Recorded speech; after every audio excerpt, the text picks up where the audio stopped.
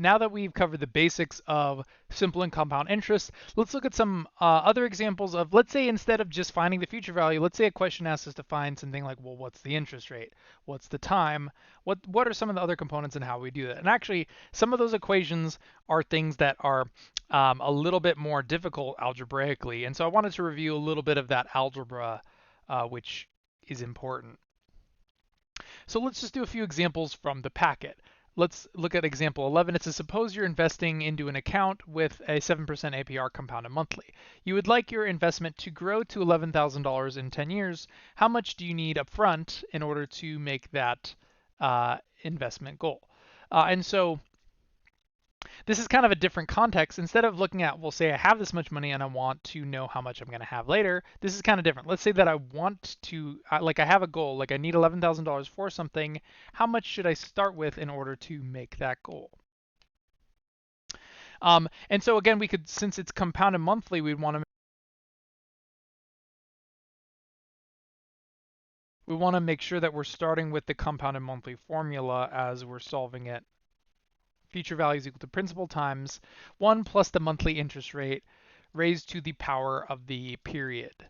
So just to sort of review, let me go ahead and mention these things, which I said in the last video, but I didn't say it. This is the number of periods. And this is the periodic interest rate.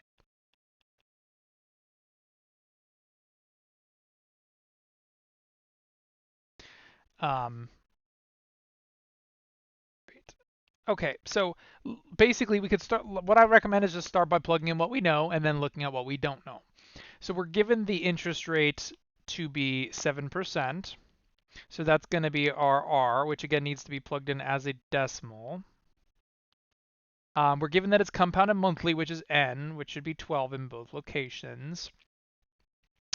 Our time frame is 10 years, and we want our investment to grow to $11,000. So that would not be the principal, but that would instead be the future value, because that's how much we want in the future. What we don't know is the principal.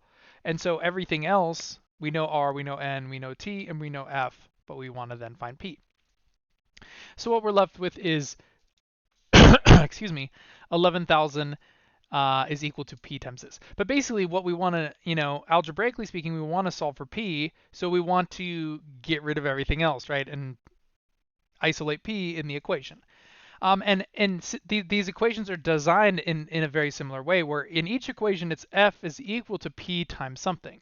So what we could do is we could divide both sides by this whole thing, 1 plus 0.07 to the 12 power, or divided by 12 to the 120 power.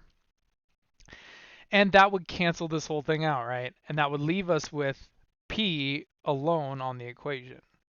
And you could do all of that, in your calculator and say, principal value is equal to 11,000 divided by that whole big parenthesis chunk. And there's a few things I wanted to mention is that since this is in the bottom, another way you could actually write that mathematically is using a negative exponent. Which is not really necessary, but just to review, a negative exponent. Let me make that 120 look a little bit better because a little bit doesn't really look like a 2. Oops. But remember what this means is if I have a negative exponent, that's the same as if I flip it to the bottom, have a fraction, and make it positive, or really instead of repeatedly multiplying, it means repeatedly dividing. But basically, this is another way we could write the same formula that I wrote there. And another thing I wanted to mention is sometimes this is referred to as present value in various contexts. So it's like if I wanted to know what's the present value of $11,000 after 10 years, it's kind of like saying, well, today, how much do I need in order to get to that later? But basically, this is often what's referred to as a present value formula, but it's the same exact formula. It's just using a negative exponent, which basically what it will do is it will reverse time and figure out what happens if I go backwards in time instead. Or, I could have just typed it in as I originally said. 11,000 divided by 1 plus 0.07 divided by 12 to the 120 what I had over here, which gives me my present value. Or basically, I would need a principal value of $5,473.56 in order to make it to $11,000 after 10 years. And so it's kind of just a different context in the same thing. In a similar question, let's look at example 12. It says, suppose you invest 20,000 into a savings account, paying simple interest of 4%. How long do you have to wait for that to grow to $100,000? So this one's is kind of similar. Instead of asking us, okay, what's the starting value, it's giving us a principal and it's giving us a future value and asking us to figure out what is the time frame, what is t in that situation. And again, since it's saying that we're using simple interest, we want to make sure that we're beginning with that formula. F is equal to p times 1 plus rt, which is just like a simpler version of the same type of formula. But what I would do is plug in everything I know. Future value, I know it's going to, or what I want to know is how long it's going to take to get to 100,000. And I know I'm starting at 20,000 principal 1 plus interest rate of 0.04. The only thing that I don't know is t. And in a similar way, we need to solve for t. And basically, this is an equation where I have to then figure out t using algebra. And so like there's a couple different ways you could solve this. You could use the distributive property to multiply out the 20,000, but since like in the previous example, it's f is equal to p times all this, we could divide both sides by the 20,000 to cancel that out first off. Since the general structure is it's f is equal to something times something, one of those somethings can always be divided to the other side to get the other component. In this case, we could solve for the parentheses, and note that 100,000 divided by 20,000 is 5. So this would be 5 is equal to 1 plus 0.04 times t. And then I need to finish solving for t, which remember you cannot add 1 plus 0.04 times t because the 0.04 is attached to the t, and by the order of operations you can't add them, right? Because they're not like terms, and this is a mistake I've seen before. So it's not going to make 1.04 t, but what I would need to do is I could subtract 1 from both sides, leaving me with 4 is equal to 0.04 t, and then I could divide by 0.04 next.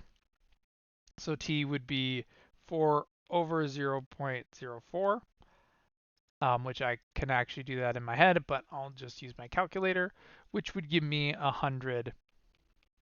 And that will be in years because that is how those equations are going to work. So what this is implying is that I would need to wait 100 years for it to grow from $20,000 to $100,000, which in terms of human lifespan, that's something that's a little bit unrealistic and is an answer that might not seem to make sense. But if I think about the growth from $20,000 to $100,000, that's a pretty extreme amount of growth. Really, it grew 5 times the amount. And at a 4% rate, it's going to take a long time to get from a small amount to a large amount. And this is just a little thing to mention about investments and things, is that they typically don't grow really, really rapidly. And if someone is offering you something where it's going to say they'll double your money in 6 months or whatever, usually if it sounds too good to be true, it probably is, or they might be doing something illegal, or they might be scamming you or ripping you off. So with investing, there's all sorts of different ways to grow your money, and it's kind of important to understand the basics. But in terms of growth of money, it's not something, get rich quick type of schemes are usually not what they seem to be, and you definitely want to be careful. But sometimes you could have rapid growth of interest, like if people who invest in the stock market or Bitcoin or whatever, depending on the nature of the worth of those things, sometimes you could have like insane amounts of growth for various reasons. But in those types of investments, there's often a lot of risk involved, and the chance that one very specific thing actually there's a lot of volatility in investing as well. And so usually with things that have more that have higher interest rates, they also have more risk. Like instead of gaining money, you could actually lose money instead. So it's sort of like a risk reward thing as well. So let's wrap up this video. In the next one, we'll talk a little bit about what does APY mean, so that you can start, there's a few of these types of questions in your homework, and I just wanted to give you a little bit of an insight into the math behind those sorts of things.